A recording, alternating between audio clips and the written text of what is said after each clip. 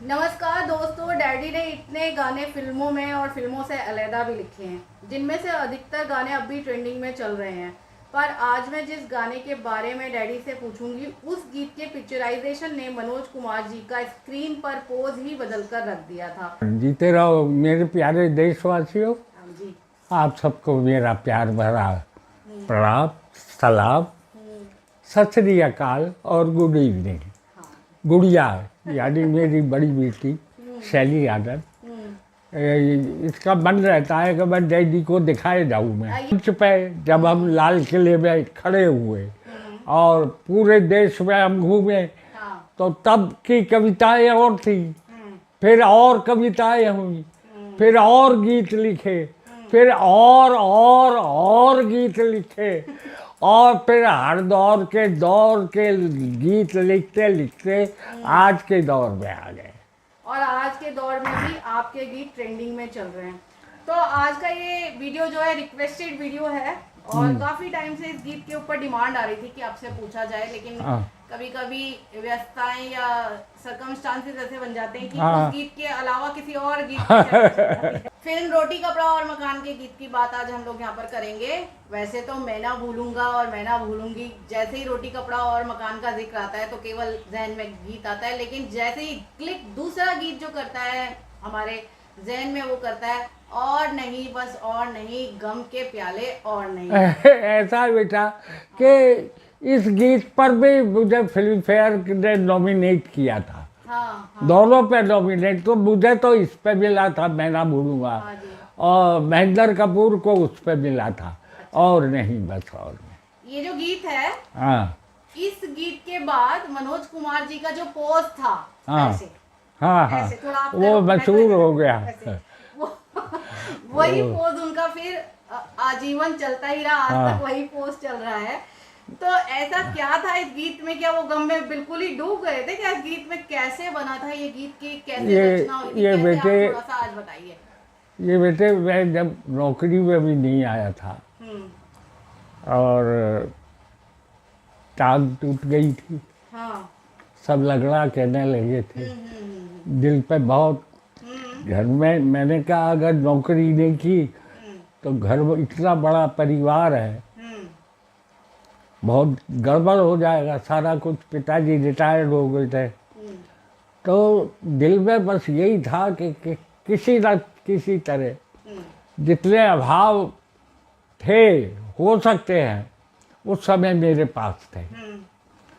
तो मैं फिर दिल्ली आ गया, तो यहाँ जब कवि सम्मेलनों में मशहूर हो गया तो रेडियो पर, ऑल इंडिया रेडियो, आकाशवाणी करके बोलते थे। तब ना ये एफएम कुछ भी नहीं थे, तो हमसे प्रभावित हो गए थे। तो लोग एक साथ जान गए मुझे कि हाँ वो भी कोई है। तो फिर मुझे रेडियो के छोटे मोटे प्रोग्रामों के अलावा कवि सम्मेलन में बुलाया गया। अच्छा। आकाशवाणी के कवि सम्मेलन में उस समय आना बहुत बड़ी बात होती थी। तो मेरे दिल में आया कि यही गीत पढ़ लूँ, मेरे अंदर से कुछ आवाज़ आती है तो मैं वो काम कर देता हूँ। मैंने ये गीत पढ़ा तो सब लोग या तो चकित थे और अचंभित थे। हाँ, उन लोगों को ये नहीं था कि इस तरह से भी गीत लिखा जा सकता है। तो कुछ लोगों ने दबी जबान में आलोचना करी। अच्छा। हाँ, हाँ, उसमें क्योंकि वो लोग तो एक परंपरागत गीत लिखते चले आ रहे थे, ये परंपरागत नहीं थी। इस गीत को वहाँ पर पब्लिक ने तो खूब डांट दी थी, जो वहाँ लोग आए हुए थे। आकाशवाणी पे दिखाई तो जाते नहीं थे, दिखाई कुछ नहीं, आवाज़ ही आवाज़ थी। तो उसमें मैंने तो ये, और इसकी धुन भी मनोज जी को तो यही धुन पसंद थी। अच्छा, जो जिसमें मैं गाता था। जैसे ये उस समय अपने लाल, पहले मैं उस धुन को तो बता लूँ, है ना। और नहीं बस और नहीं, गम के प्याले और नहीं, और नहीं बस और नहीं, गम के प्याले और नहीं, दिल में जगह नहीं बाकी, रोक नजर अपनी साकी और नहीं बस और नहीं। तो कुछ लोगों ने बहुत लाइक किया, या तो ये बहुत लाइक किया गया और या मतलब बिल्कुल लाइक नहीं किया गया। तो जब पहली भेंट हमारी मनोज कुमार जी से हुई तो उसमें ये गीत भी बने सुनाया, और अब मेरी पुस्तक में भी है शायद पहली में। हाँ, तो इस तरह से ये हमने मनीषियों की बड़ी सेवा की। अच्छा। और दौड़ दौड़ के जाते थे हम, जैसे हम दूर होकर, और मनीषी लोग हमको बहुत प्यार करते थे। जैसे वीरेंद्र मिश्र, छंद बनाने में उनका जवाब नहीं था। अच्छा। उन्होंने जाकर फिल्मों में भी गीत लिखे थे।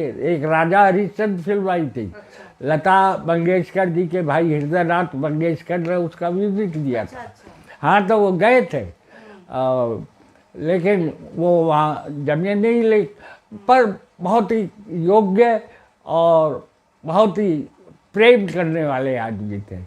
तो मैं पटेल नगर रहते थे, वहाँ जाता था, है ना, दौड़ दौड़ के, बसें कम होती थी, ये होता था। अब मैं आपको क्या क्या बताऊँ। मैं दिन में बेटा, क्योंकि बस नहीं मिलती थी, तो इस टूटी टांग से मैं 22 किलोमीटर दिन में मैं सफ़र कर लेता था पैदल। ये मतलब लगन थी। भवानी प्रसाद मिश्र जी के पास जा रहे, वो इतना प्यार करते थे। और एक बार मैं वाइफ और बिट्टू था तब, अच्छा, संकल्प, हाँ। तो हम दोनों, ये बहुत छोटा था तो तू तो हुई भी नहीं थी, तो वहाँ गए तो माता जी यानी कि भवानी प्रसाद जी की वाइफ गई हुई थी गांव में, अकेले थे भवानी डाला। तो गए बाहर जाके एक कनकौए का पेड़ होता है, उससे मतलब वो पत्ते तोड़ के लाए, उन्हें धोया और फिर बेसन में साल के पकौड़े बनाए और वो हमको खिलाए, क्योंकि दूर था, गांधी दर्शन में वो रहते थे। वहाँ उनका फ्लैट था। हाँ, फ्लैट था, मतलब सरकारी फ्लैट, उसमें रहते थे। लेकिन मैं ये कहता हूँ पुराने ज़माने के लोग कितना प्यार करते थे। हाँ, बिल्कुल। बात चल रही थी, चर्चा चल रही थी, गीत पे चल रही थी, तो उन्होंने ये गीत सुना तो तभी पसंद, और नहीं, उन्होंने रख लिया। मनोज जी बोलते बहुत कम है। अच्छा। और उस चीज़ को किस तरह क्या करना है, क्या लाना है, ये वो मतलब इस चीज़ को ध्यान में रख के बात करते हैं। वो ये तो पूरा पश्चिम, फिर उसके बाद रोटी फिर शोर थी। हाँ। पूरा पश्चिम के बाद फिर रोटी कपड़ा, और मतलब 2 फिल्म के गैप के बाद तीसरी फिल्म में ये गीत रखा गया ना। हाँ। और नहीं बस और हाँ। नहीं। तो सारे अंतरे एज इट इज ही रखे गए थे या कुछ बदला गया था? नहीं, कुछ नहीं।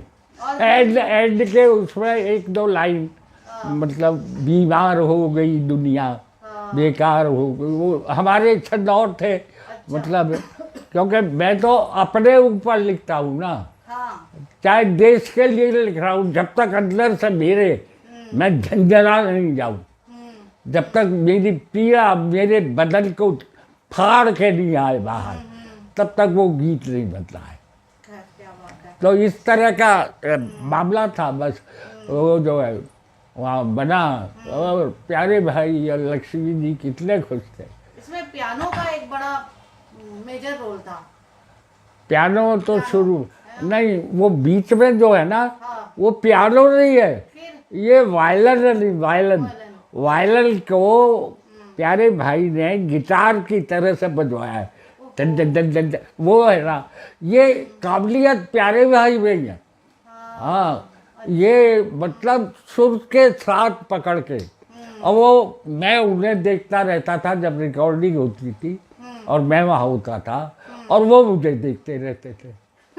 ये बड़ी कमाल की हमारी ट्यूनिंग थी प्यारे भाई के साथ। और वो जमाने, उस दौर में तो ना, वो जो साज होते थे बहुत बहुत सारा, एक बड़ा और ऑर्केस्ट्रा जो होता है छोटा लिमिटेड सा हो गया, एक ही नहीं नहीं, अब तो वो क्या है, वो यामा पामा और मामा अब तो तपस्या होती है। क्या, मैं मतलब उसमें मजा आता था। प्यारे भाई वहीं से कहते फलाने ए किशनलाल जी, मतलब वहीं से आवाज देते थे।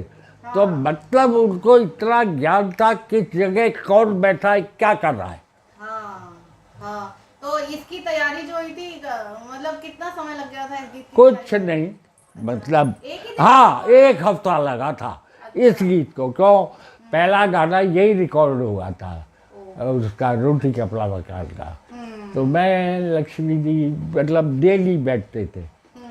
तो फिर जब 1 हफ्ते में ये क्लियर हो गया, तो ऐसे ही बात कुछ हो रही थी।